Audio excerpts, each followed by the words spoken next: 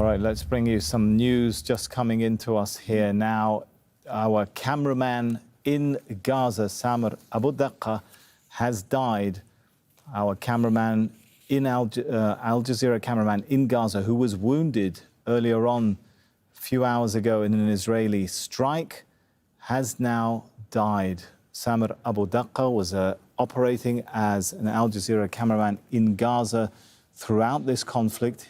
He was working today with Wa'il Dahdouh, another colleague who was also wounded in that same attack. They were covering an earlier Israeli strike on a school when they themselves fell victim to another Israeli strike. Initially, Samer was wounded. Paramedics could not reach him. Reports say the shelling was so intense. By the time they managed to get paramedics to try and head out on the road to reach him, we understand the rubble blocking the road prevented them from reaching him. Well, Al Jazeera has released a statement on the attack. It says the network strongly condemns the Israeli attack that wounded Wa'il Dahdouh, Al Jazeera Arabic correspondent, and Samer Abudaqa, the channel's cameraman, during their coverage of the bombing of the Farhana school in Khan Younis on Friday, December the 15th, 2023. Wa'il Dahdouh managed to reach a nearby hospital for treatment for his injuries. However, ambulance teams were prevented by occupation forces in rescuing Samer Abudaqa, who, along with several others, were trapped in the school due to ongoing bombings. Al Jazeera holds the Israeli occupation forces fully accountable for Samer's safety, deeming this incident a deliberate attempt to target its correspondents and their families in the Gaza Strip. Well, obviously, following that statement, we have now found out that, in fact, the sad news that Samer Abudaqa, the cameraman who we were hoping would be able to pull through this until he could be rescued, has, in fact, passed away. Let's bring in Yusuf Bouandil, Professor of Political Science and International Relations at Qatar University. And Yusuf, very disturbing news. The first Al Jazeera journalist to be killed. Of course, there were 4 others who lost family members in Israeli strikes. So this is the first time an Al Jazeera journalist himself has been killed by an Israeli strike in Gaza. This just underscores the difficulty, the challenges, the risk of life to work as a journalist or even just to survive. Well, I think journalists in Gaza are working under the most extreme conditions of journalists and also medical staff, it must be stressed. Obviously, the killing of this Al Jazeera cameraman is a very big blow to the truth. It's an attack on freedom of speech, and it's another tactic by the Israelis to make sure that only one narrative reaches the outside world. Obviously, even though it's the first Al Jazeera journalist who was killed in Gaza, let's not forget Shirin Abu Akleh, who was also an Al Jazeera journalist who was killed maybe a couple of years ago by an Israeli sniper. So it's not the first time that Al Jazeera journalists have been targeted in these kinds of conflict. We can go back also to the invasion of Iraq, when Al Jazeera offices in Baghdad were targeted by the Americans. And we know that following his injury, that there were attempts, there was a desire and even an attempt for paramedics to try and reach him, but they simply couldn't because the shelling just continued. It underscores the nature of this conflict, which offers very little respite or mercy to injured people. Well, this is another testimony to the relentless efforts by the Israelis to go and achieve those 3 targets that Benjamin Netanyahu has outlined. And also it shows Israel's contempt and complete disregard to international law and to the rules governing wars. Obviously, the paramedics tried to do whatever they could, but they could not get into him because of the rubbles on the streets and also the heavy shelling on that particular area. Let's hope that Wael al-Dahdouh recovers from his injuries. He was lucky that he got into hospital, and let's hope he recovers from his injuries. And I'm sure that he goes back to doing what he does best, reporting those atrocities. Yes, we have to also point out that Wael al-Dahdouh, the cameraman, the reporter, he was also injured in this attack, although he was able, as you said, to reach, first responders were able to reach him and take him for treatment in some kind of facility there. So we do hope that he recovers as well. How disturbing is it when you listen to some of the people in that area who say it was the result of a drone attack, and a drone, a fairly sophisticated and precise piece of technology? Well, I heard last week that Israel has been using some unintelligent bombs. I mean, it's very, very difficult to call a drone intelligent given the population density in Gaza. They have moved people from the north to the south of Gaza, and now they're bombing these very, very high density areas in Gaza. And no matter how intelligent, precise these particular drones, they will always result in huge casualties. And today the journalists of Al Jazeera are just a proof of this indiscriminate attacks and the not so intelligent drones that are being used. All right, thank you very much, Yusuf Bouandel. Let's continue this now, though, with our correspondent in Gaza, Tariq Abu Azoum. He joins us from Rafah in the south of the Strip. So, Tariq, the sad news of Al Jazeera cameraman Samer Abudaqa killed in that strike earlier today. What details can you tell us?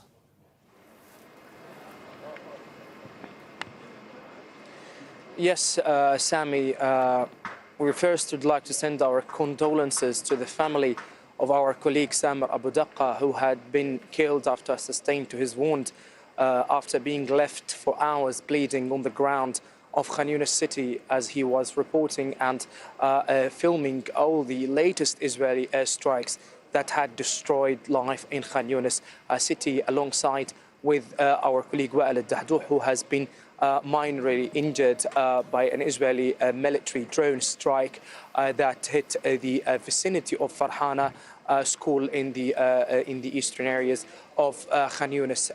May he rest in peace.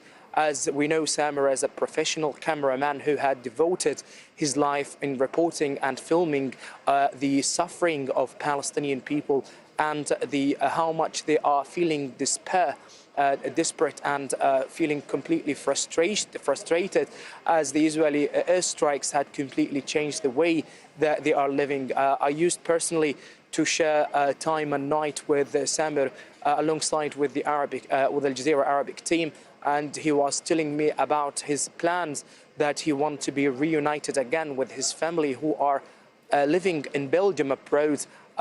He just was showing me the pictures and the images of his sons and his family members, just to tell me that how much he misses them, and he just planning to reunite and travel to Belgium in order to meet them again. Now Samer has left our world and he won't be again reunited with his family members, as he was one of the important prominent figures of filming all the Palestinian misery as Israeli forces had expanded their attacks across Gaza. Samer was very professional, his work devoted and dedicated. He just insisted on keep filming and keep recording everything that is happening on the ground. Once a time I've asked him personally, like, are not you getting tired, Samer? He told me that this is our job. We need to complete filming. We need to show how people are suffering. This is a message that must be sent to the international community. Samer has being killed as he was doing and reporting his message to the world on the ground, as Israel had deliberately targeted journalists across the territory, where dozens of Palestinian journalists have been killed since the early beginning of this round of fighting. Now Samer is in a better place. May his soul rest in peace, as the truth will continue to be reported from the ground here inside the Gaza Strip. Tariq, just talk us through this commitment that we're seeing from journalists, from Al Jazeera journalists, that drives them to go on working, showing the world what happened. You mentioned the words there of Samer Abudaqa. Similar words were uttered by Anas al-Sharif after he lost his father, when he said, "I'll continue to cover what's unfolding." Similar statements from Wa'il Dahdouh, the reporter who is also wounded today, when a few weeks ago he lost his family members and was back on air almost immediately to continue covering the story. What keeps people driven and committed to their professional responsibilities despite the immense pain and suffering that they must be going through, all of you?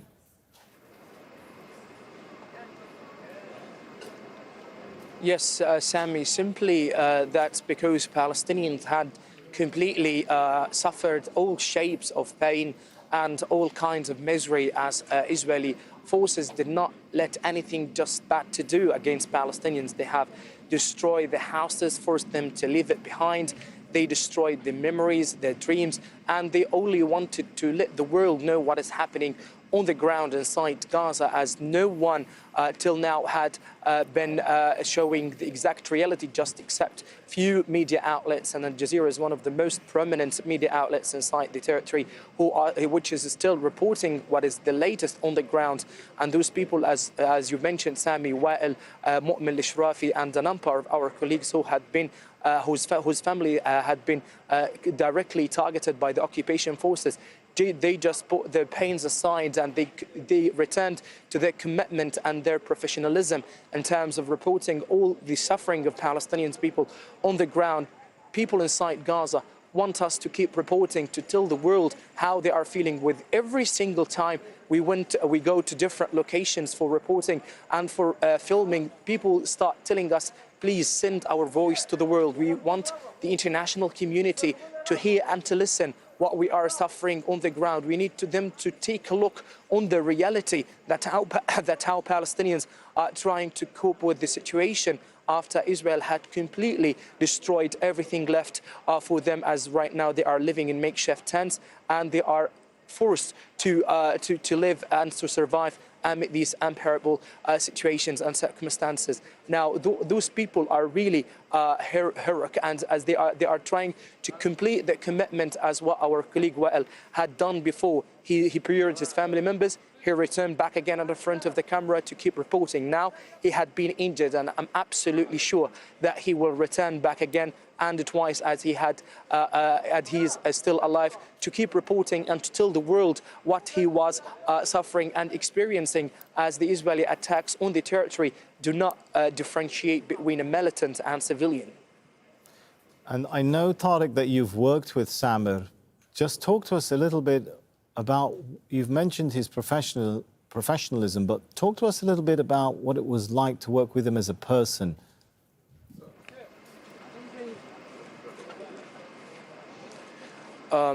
Samer was a close friend of mine since I started to work with Al Jazeera team. He was very close to me. We were sharing food, drink together at night. Sometimes he just came to me searching, where's Tariq? I need him. Just, hi, boss, what would you like to have for dinner?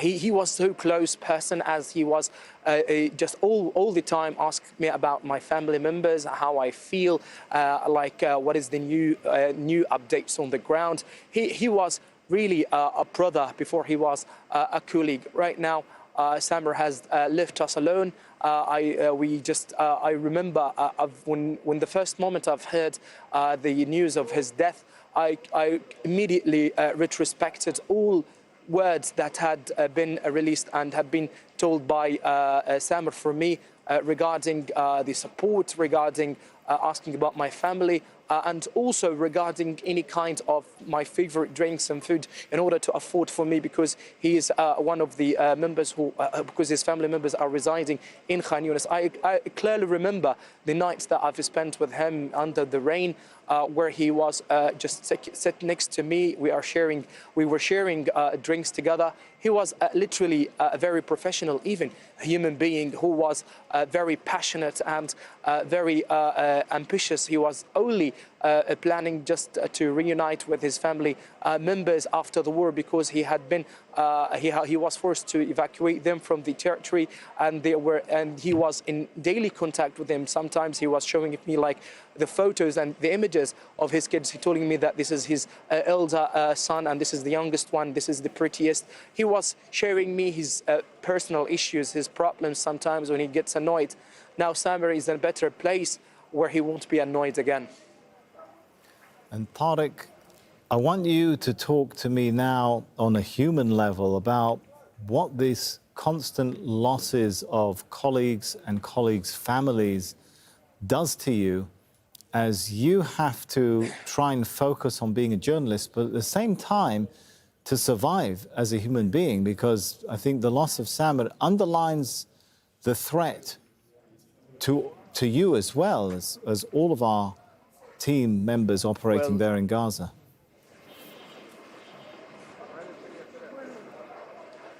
Well, honestly, Sami, the repeated incidents of killing and death of our beloved ones personally affects on us, but we've been trained in order to casting our emotions aside in terms of work, as we need to keep reporting and informing the international community and the world outside about what is happening on the ground. When we switch off the camera and we just take aside, here the real pain starts, where we just try to recall all past memories.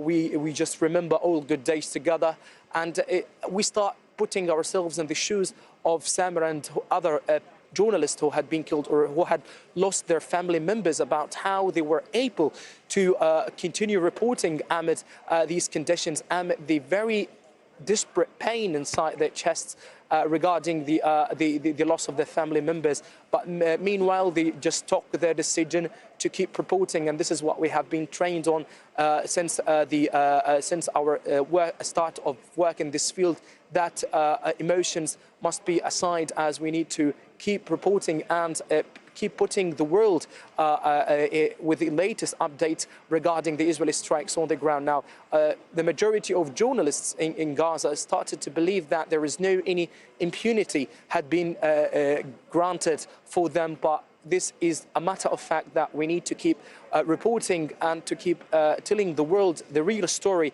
inside Gaza, and people here in the territory, after all kinds of pains and losses that they have endured. They deserve to be. They deserve that their voice must be delivered and heard across around the globe, as this is the main mission and the main responsibility that come in as the first priority for reporters and correspondents on the ground to tell the world about. And this is what we are doing. And as many losses as we can have within the coming days, we don't know who's the next. We should keep reporting, and personal emotions must be casted aside in order to let the world know about our suffering on the ground. Of course, we believe that these kinds of incidents are not easy to be endured, but we are trying to cope with the situation in order to keep giving power for others who are surrounding us to be able to stand strong and to enhance their resilience as the circumstances around us are devastating. And if we are surrendered, or if we have been psychologically broken down, no one would hear or let's say, follow anything regarding the situation on the ground inside the territory. But this is our job, this is our responsibility to let the world and to let the Palestinian voice heard around the globe. All right, Tariq, stay with us. I'm just going to point out to viewers, we're looking at pictures of family members who came to identify and receive the body of our colleague Samer Abudaqa, the Al Jazeera cameraman who's been killed by an Israeli strike. We've obviously blurred out the picture of his body there. for obvious reasons, and we're seeing quite intense scenes. I understand that's his mother. Obvious state of shock and grief that many Palestinians are feeling as they lose their loved ones.